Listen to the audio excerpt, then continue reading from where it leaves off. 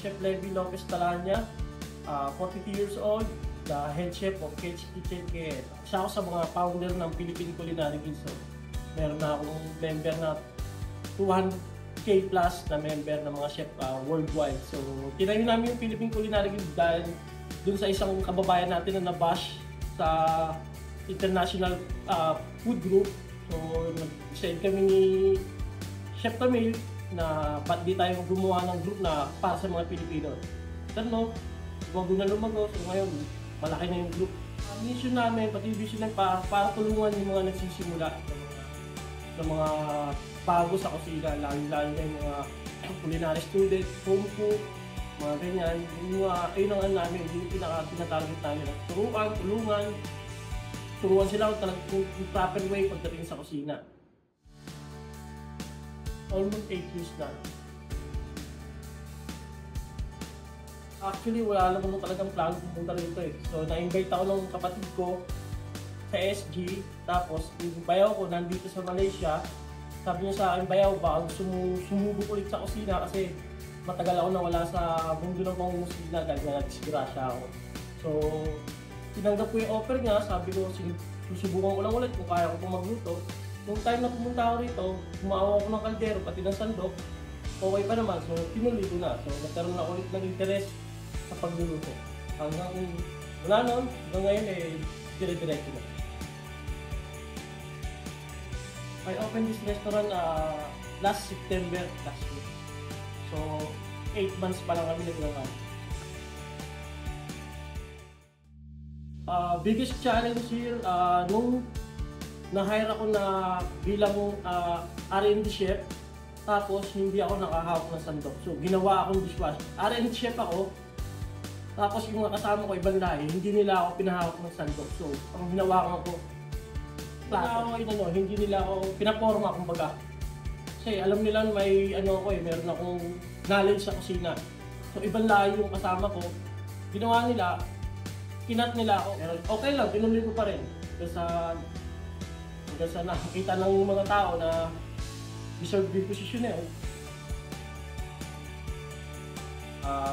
Disgrasya lang yung pangyayari sa akin kasi one time nakatambay kami ng pinsa ko, nag-iya siya mag-apply sa Star City. After nun, natanggap kami as a dishwasher, gift 2,000. After nun, tuloy-tuloy na. Kasi naging kitchen helper, naging assistant cook, naging chef.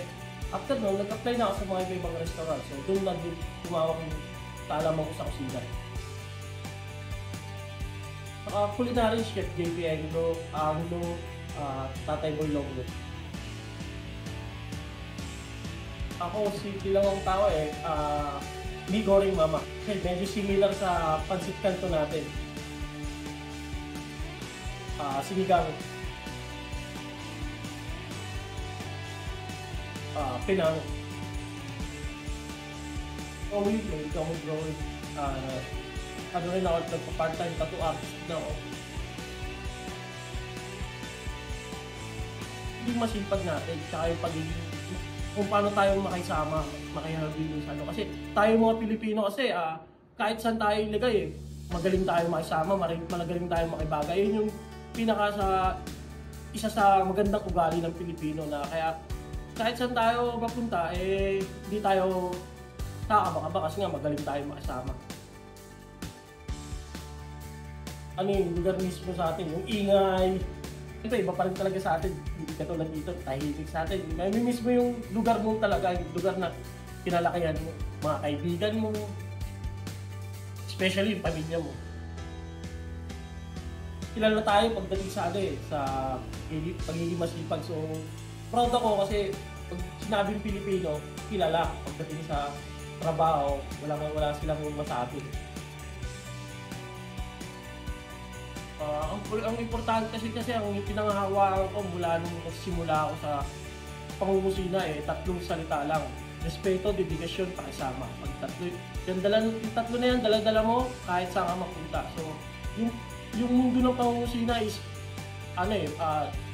mahirap, mainit, maingay, delikado.